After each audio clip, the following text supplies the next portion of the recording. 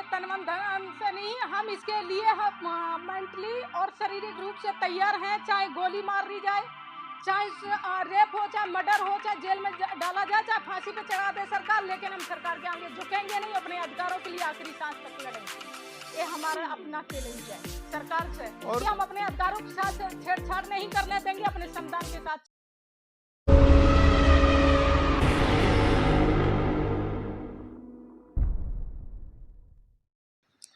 बहुत बहुत साधुवाद। मैं कल्पना बौद्ध, महिला क्रांति शक्ति ब्रिगेड से राष्ट्रीय अध्यक्ष, और मैं सिंगोल को लेकर के जो संसद भवन के अंदर सिंगोल की स्थापना हो कर दी गई माननीय नरेंद्र मोदी जी द्वारा, उसको लेकर के आप सभी से प्रेस कॉन्फ्रेंस करने के लिए आप सभी लोगों को बुलाया, और आप समय पर आए और हमारी बात को जन जन तक पहुँचाने के लिए आप सभी लोगों को, मीडिया वालों को बहुत बहुत साधुवाद, बहुत बहुत धन्यवाद। मैडम, क्या उद्देश्य है, क्या करना आप चाह रहे हैं? वर्तमान में जो सरकार है जिस तरीके से वो दिखा रही है कि हम किसी को अधिकार नहीं देंगे, लेकिन आप लोग लड़ाई के लिए आगे आए हैं, क्यों? सरकार देखिए, सरकार की तानाशाही, ये देश लोकतांत्रिक है, और लोकतांत्रिक देश में सरकार कितनी भी तानाशाही कर ले, लेकिन सरकार की तानाशाही नहीं चलेगी, क्योंकि सरकार से जनता नहीं है, जनता से सरकार है। तो जनता अपनी हक की अधिकार की आवाज़ हमेशा उठाती रही और उठाती रहेगी। जैसे काफ़ी सारे लोगों के अंदर जो भी बोले की कोशिश करता है, सरकार सीबीआई, सीडीआई, ईडी लगा देती है, जिससे कि जेल में डाल देती है जहां तक, और जिसके चलते लोगों की बोलती आज तक बंद कर रखी है। जो ये मुद्दा मैंने आज उठाया है, इसको लेकर के लोगों ने आवाज़ नहीं उठाई। इसका कारण है कहीं ना कहीं सरकार का दबाव, सरकार का डर। लेकिन मैं इस देश की नागरिक हूं, और हमारे जो संविधान है, बाबा साहेब ने हमारे भारतीय संविधान को लिखा, और जिससे हमारा भारत देश चलता है, उसकी माननीय नरेंद्र मोदी जी द्वारा अवहेलना की गई, संविधान का उल्लंघन किया गया। तो मैं इसका पुरजोर विरोध करती हूं, और इसको लेकर के मैं मैदान में उतरी, और ये हम सरकार को चेतावनी देते हैं कि भारत देश लोकतंत्र है, आपकी तानाशाही नहीं चलेगी। सिंगोल को लेकर आप पूरे देश में एक आंदोलन बना रही हैं जी। आप दोनों लोग मिलकर इसको शुरू कर रहे हैं जी। कैसे कर पाएंगे? क्या व्यवस्था है आपके पास? देखिए, व्यवस्था है, इंसान का पहले नंबर तो हौसला होना चाहिए, खुद के दृढ़ संकल्प होने चाहिए।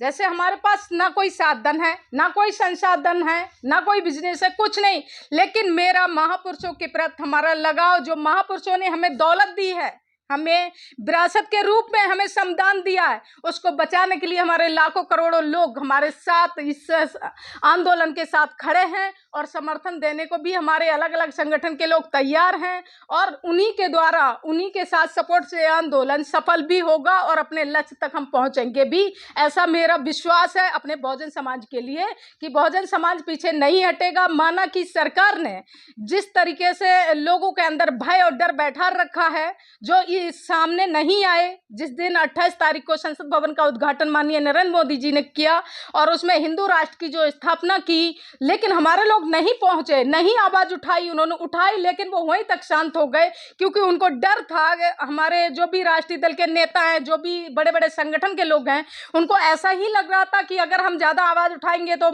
सरकार हमें पकड़ के जेल में डलवा देगी, मर्डर करवा देगी, क्योंकि सरकार यही कर रही है, या तो इनकाउंटर करवा दे रही है, या जेल में डाल दे रही है, या सीडीआई सीबीआई लगा दे रही है। तो इस डर से हमारे जो भी राष्ट्रीय दल के नेता हैं, बड़े बड़े संगठन के लोग हैं, वो वहीं के वहीं शांत हो गए। लेकिन हमारे महापुरुषों का देश है, महापुरुषों ने खून पसीने से इस देश को सींचा है, जिनका नामो निशान नहीं, जिनकी उंगली तक नहीं कटी, वो हमारे देश पे राज कर रहे हैं। और हमारे महापुरुषों ने जो संघर्ष किया, खून पसीने से सींचा और बलिदानियां दी, उनका इतिहास से नामो निशान गायब कर दिया, और वो दोबारा से वही 1947 वाला भारत देश हमारे देश में लागू करना चाहते हैं माननीय नरेंद्र मोदी जी। वो हम बिल्कुल होने नहीं देंगे। ये हमने उस दिन भी कसम खाई और संकल्प लिया, और आज हम फिर दोबारा कह रहे हैं। हमने इसको लेकर के बड़े राष्ट्रव्यापी आंदोलन हम कर रहे हैं, जा करके हर स्टेट में लोगों के बीच में कार्यक्रम बैठ के कर रहे हैं कि 29 अक्टूबर को हम बड़ा आंदोलन करेंगे, संसद भवन का घेराव करेंगे, और जो सिंगोल की स्थापना की है, जो हमारे देश को, हमारे भारत को तोड़ने का काम किया है माननीय नरेंद्र मोदी जी ने, हमारे देश को बांटने का काम किया है, वो होने नहीं देंगे हम, क्योंकि ये भारत धर्मनिरपेक्ष है। हमारा देश संविधान से चलता है, ना कि मनु के विधान से। सर मैं यहाँ पर थोड़ा सा आपको एक चीज़ इसके इतिहास में भी ले जाना चाह रहा हूँ कि हमें ये आंदोलन करने की रूपरेखा मैंने और कल्पना बौद्ध जी ने क्यों तैयार की, इसके इतिहास को भी बताना जरूरी है ताकि हमारे देश के लोगों को उसका इतिहास पता लगे। आप इतने टाइम से सोशल मीडिया पर काम कर रहे हैं, क्या आपने कभी सेंगोल का कोई नाम सुना? सब सुना क्या कभी आपने? मेरे हिसाब से नहीं सुना होगा। तो पहले तो मैंने इसके इतिहास के पन्नों में गया, ऐतिहासिक अध्ययन किया इसकी इतिहास को मैं आपके सामने रख रहा हूँ। सेंगोल का जो इतिहास है, सेंगोल एक छड़ी है जिसके ऊपर एक बैल बना हुआ है, और ये जिस तरह से उनको प्रेजेंटेशन किया सरकार ने कि ये हिंदुत्व का प्रतीक है या हिंदू राष्ट्र का प्रतीक कह सकते हैं। ये जब जवाहरलाल नेहरू जब प्रधानमंत्री हुआ करते थे उस टाइम, तो कुछ ब्राह्मण पुरोहितों ने उनके घर जाकर के इस छड़ी को हिंदुत्व के प्रतीक के रूप में उनको भेंट किया था, दिया गया था, जिसको वो एक राष्ट्र के रूप में स्थापित करके उन्होंने नई संसद के अंदर एक बड़ा ही, मैं कहूँ कि मतलब बहुत ही जो धर्मनिरपेक्षता है, हाँ। जो धर्मनिरपेक्षता उसके बाद बड़ा खतरनाक काम किया है। तो जो इसका इतिहास है वो एक तरीके से राजतंत्र का एक आइकॉन है, राजतंत्र का चिन्ह कह सकते हैं इसको। तो आप उसका विरोध करके आप खुद राष्ट्रद्रोह के भागीदारी बन रहे हैं सर। लेकिन राष्ट्र लगेगा आपके ऊपर? नहीं, एनएसए लगेगा तो हमें परवाह नहीं है, क्या होगा? एनएसए लगाएगा, जेल जाएंगे। हमारे कितने लोगों में, हमारे कितने केसेस में उल्टा, जहां पर हमारे लोगों की कंप्लेंट होनी चाहिए, एफआईआर दर्ज होनी चाहिए, और हमारे लोगों पर जो पीड़ित है उन्हीं को पर एनएसए लगाया गया है। तो अगर हम ऐसे डर के बैठ जाएं, क्या चूड़ी पहन करके बैठ जाए, कहावत है पुरानी, हालांकि मैं इसमें विश्वास नहीं करता हूं, तो क्या हम डर के बैठ जाएं और हिंदू राष्ट्र बनने दें? जिस संसद के अंदर बाबा साहब भीमराव अंबेडकर, हमारा देश किससे चलता है? कॉन्स्टिट्यूशन से चलता है, और कॉन्स्टिट्यूशन किसने बनाया? बाबा साहब अंबेडकर ने।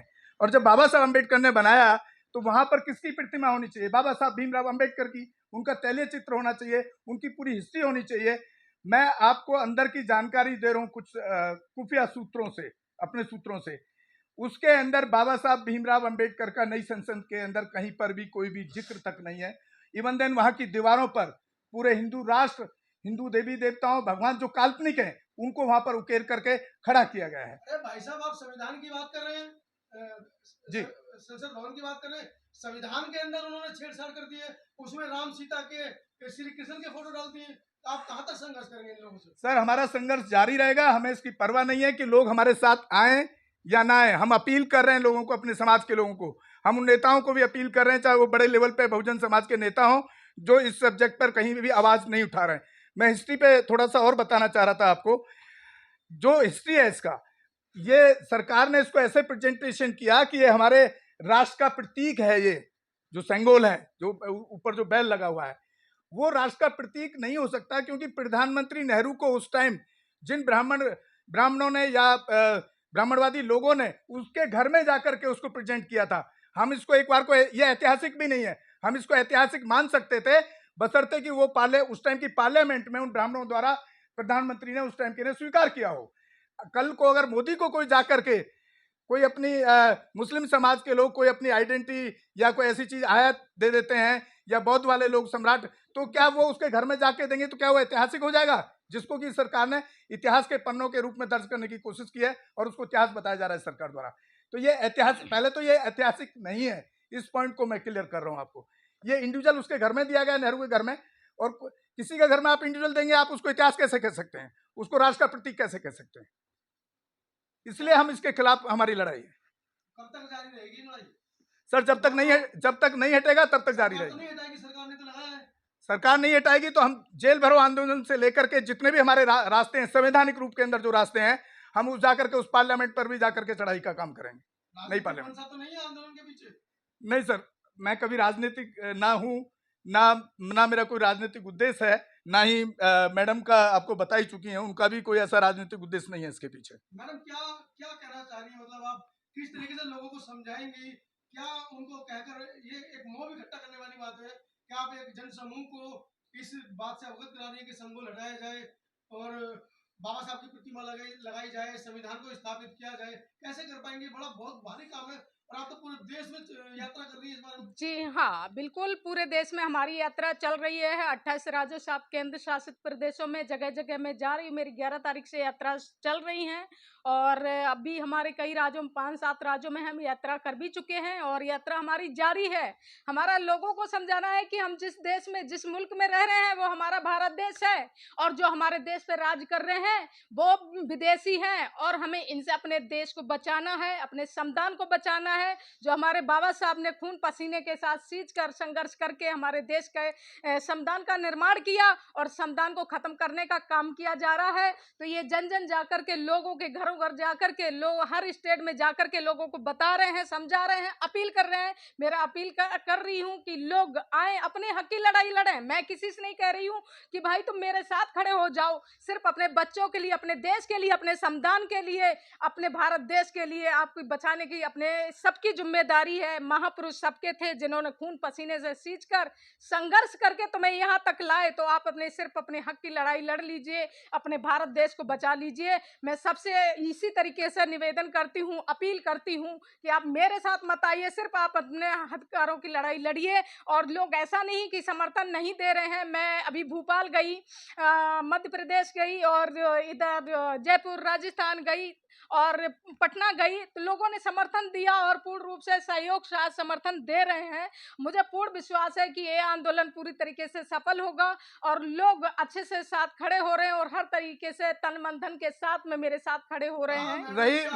रही बात आपके आर्थिक आंदोलन पे आप सवाल कर रहे थे। अगर आर्थिक आंदोलन भी नहीं मिलेगा तो हम, चाहे हमको बस से जाना पड़े कहीं, चाहे हमें एक जनरल डब्बे में जाना पड़े, चाहे पैदल जाना पड़े, हम लोगों के बीच में जाएंगे पूरे देश के अंदर। हाँ मैडम, आप बात करिए संविधान की। महिलाओं का पूरा जत्था लाखों की संख्या में बाबाओं के डेरों में जा रहा है, कैसे समझा पाएंगे आप हमको? देखिए, हजारों साल की गुलामी है सर, इतने जल्दी नहीं खत्म हो सकती है, क्योंकि उन्होंने ऐसा माइंड सेट कर रखा है हमारी महिलाओं के अंदर, क्योंकि उन्होंने घर घर जाकर के उन्होंने ऐसा दिमाग में सेट कर दिया है कि अगर हम चाहें कि वो इतने जल्दी खत्म कर दें, हजारों साल का जो माइंड में उनका सेट है अंधविश्वास, वो नहीं होगा हो भी रहा, जागरूकता आ भी रही है, लेकिन धीरे धीरे आएगी। लेकिन वर्तमान में हमें जिस चीज की जरूरत है कि जिस तरीके से हमारे संविधान पर हमला हो रहा है, जिस तरीके से हमारे महापुरुषों की विरासत को खत्म किया जा रहा है, उस वर्तमान में हमें अपने लोगों को एक साथ एक प्लेटफार्म पे लाने की जरूरत है। अपने देश, अपने संविधान, अपने भारत देश को बचाने की जरूरत है। मैं इसलिए सबसे हाथ जोड़ती हूँ, निवेदन करती हूँ, अपील कर रही हूँ। मैं सड़कों पर टैक्सी से, अभी हम जयपुर गए, कार्यक्रम था इसी के लेकर के, आंदोलन को लेकर के हमारी यात्रा चल रही थी, हमें टिकट नहीं मिली। मैं जनरल टिकट लेकर के, और जनरल उसमें 2 दिन का सफर करके मैं वहाँ भीलवाड़ा उदयपुर पहुंची, वहाँ कार्यक्रम करके आई और 2 दिन तक भूखी रही वहाँ, क्योंकि मैं जिस दिन गई तो उससे डायरेक्ट रात की पूरा भूखी रही। फिर जिस दिन मैं वहाँ पहुंची 15 तारीख को, तो उस दिन सारे दिन कार्यक्रम में रही, वहाँ कोई खाने पीने की नहीं रहा व्यवस्था। उसके बाद शाम के जयपुर के लिए निकली हुई रात के, तब भी पूरी रात ऐसे ही चली, तो दद्दर भटक रही हूँ, दद्दर ठोकर खा रही हूँ, सिर्फ किसके लिए? समाज के लिए, देश के लिए, अपने संविधान को बचाने के लिए। कल्पना जी, ये बताइए 10 लाख समर्थन बताए जाते हैं बाबा साहब के नाम पर, बहुजनों के नाम पर, क्या आप वो समर्थन कर रहे हैं? कभी दलित सांसद भी हैं, हजारों विधायक हैं दलित, आप उनका समर्थन क्यों नहीं ले रहे? आप पैदल हैं, कैसे टक्कर दे पाओगे सरकार को आप? मैं देखिए सबसे अपील कर रही हूँ, संगठन के कुछ लोग हैं जिनसे हमारा संपर्क हुआ है और लोग समर्थन में आ रहे हैं। संगठन के अकेले वो खड़े नहीं हुए, क्योंकि किसी ने हिम्मत नहीं जुटा पाई। सर, ये आपने चमचा युग पढ़ा है काशीराम साहब का? चमचा युग आप लोगों ने पढ़ा होगा, आप सोशल मीडिया पे बहुजन समाज के लिए काम कर रहे हैं। ये वही चमचा युग के पार्ट हैं जो आज की डेट में संगठन और राजनीति कर रहे हैं, जो ना संविधान की बात कर रहे हैं, ना बहुजन समाज के अधिकारों की बात करते हुए दिखते हैं। अगर बात कर रहे हैं तो उनको एक प्लेटफॉर्म पे आज तक क्यों नहीं आ पाए? इसका मतलब है वो सिर्फ बहुजन समाज को जो इस्तेमाल कर रहे हैं अपने बंगले, कोठी और महलों में रहने के लिए, और समाज के पैसे का इस्तेमाल करते हैं। मैं खुलेआम आपके बीच में बोल रहा हूँ। ये गौतम रत्न आदमी बैठा है, 2.5 करोड़ रुपए को लात मार चुका है, अभी तक 2.5 करोड़ रुपए समाज के लिए लगा के खर्च कर चुका है। ये इतना बड़ा स्टूडियो चला रहा हूँ, सिर्फ एक ही मकसद होता है कि मेरे बहुजन समाज को न्याय मिलना चाहिए, चाहे वो किसी भी हालत में हो। नेता हमारे साथ आए या ना आए, हमें इसकी भी बिल्कुल परवाह नहीं है। आएंगे तो मोस्ट वेलकम है इस प्रोग्राम में, नहीं आएंगे तो हमारे कल्पना जी का बिल्कुल हाथ जोड़ के समाज से भी विनती है कि समाज हमारे साथ जरूर खड़ा होना चाहिए, भले ही आर्थिक भी ना हो। लेकिन जब हम आर्थिक भी नहीं होगा तो हम किसी भी रूप में जाकर के उस आंदोलन को किसी न किसी तरह खड़े करने का पूरा काम करेंगे। लेकिन सर जिस तरह से बहुजन लोग फील्ड में आ रहे हैं, वो काम कर रहे हैं, समाज के लिए ऐसा कहते हैं, वो उनको तो गोली मारी जा रही है। अब जो आंदोलन होगा जंतर मंतर पर, 2 लोग चल करके आ रहे हैं। देखिए, हम इसके लिए तन मन धन से नहीं, हम इसके लिए हम मेंटली और शारीरिक रूप से तैयार हैं। चाहे गोली मार दी जाए, चाहे रेप हो, चाहे मर्डर हो, चाहे जेल में डाला जाए, चाहे फांसी पे चढ़ा दे सरकार, लेकिन हम सरकार के आगे झुकेंगे नहीं। अपने अधिकारों के लिए आखिरी सांस तक लड़ेंगे। ये हमारा अपना चैलेंज है सरकार से, और कि हम अपने अधिकारों के साथ छेड़छाड़ नहीं करने देंगे, अपने संविधान के साथ छेड़छाड़ नहीं करेंगे। और मैं समझता हूं जहां तक इस तरह की कोई भी घटना किसी भी बहुजन समाज के साथ हो, कल हो सकता है, मैं समझ गया आप जो कहने चाह रहे हैं कि अभी चंद्रशेखर के साथ गोली मारी गई, चंद्रशेखर भाई को, छोटा भाई है हमारा, कोई भी समाज का व्यक्ति हो सकता है उसके काम करने का तरीका अलग हो, हमें नापसंद हो, या उसका हमारे को अपना तरीका पसंद है, उनका नहीं पसंद। लेकिन अगर इस तरह की घटना किसी के साथ भी हो, तो मैं समझता हूँ राजनीतिक प्लेटफॉर्म से उठ करके, चाहे वो बैसपा हो, चाहे वो बाम सेफ हो, चाहे वो भीम आर्मी हो, जितने भी संगठन है XYZ, चाहे उदित राज का संगठन हो, परिसंघ, उनको सबको ऐसे केसेस में आकर के एक जगह खड़े होकर के उसका विरोध करना ही चाहिए, ऐसा मैं मानता हूँ। 21 तारीख को जंतर मंतर जा रहे हैं? मैं सर जाऊंगा, बिल्कुल जाएंगे, बिल्कुल समर्थन कर रही सर हूं मैं, इस मुद्दे बिल्कुल पे समर्थन कर रही करेंगे, हूं। राजनीतिक मुद्दे पर नहीं। राजनीति हमारा उनकी वो क्या करते हैं उससे हमें कोई लेना देना नहीं है। अगर हमारे समाज के किसी व्यक्ति पर कोई उंगली उठाएगा तो उसके खिलाफ हम हर जगह खड़े होंगे।